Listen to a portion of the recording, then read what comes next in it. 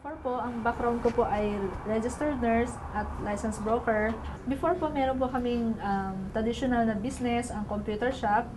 Noong una, tama, okay lang din po yung kinikita, pero later on, sa dami nakakompetensya sa labas, naghanap kami ng alternative na pagkakakitaan.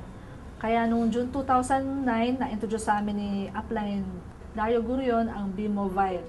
Dahil po sa B-Mobile, ginawa po namin B-Mobile, one year na po kami mahigit dito. Nagkaroon po kami ng sariling bahay sa Makati at saka meron po kami isang paupahan na nagpaparental po kami ngayon.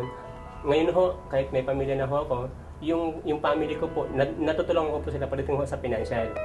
At ang maganda rin po dyan, yung kanilang panghanap buhay ho, nabibigyan ko po sila ng isa pang magandang hanap buhay.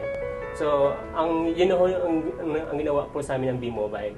Lumaki po ako sa B-Mobile, kaya po ako lumaki dyan dahil siyempre, pag sinishare ko ho itong business ng B-Mobile, sinasabi ko ho kung ano po ang opportunity na meron ho sa B-Mobile na pwede nila po nila makuha, kung ano po yung mga gusto nila makuha para sa pamilya ho nila.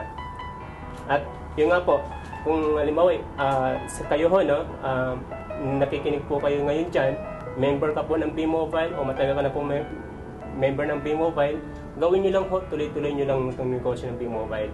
Kasi ang maganda po rito, pag tinuloy-tuloy niyo po ang negosyo ng B-Mobile at sa tingin niyo po, akala mo parang napakadinig pa para sa iyo, bukas ho, pagputok ng araw, ikaw na rin ang magkukwento ng mga maganda na nangyari sa iyo.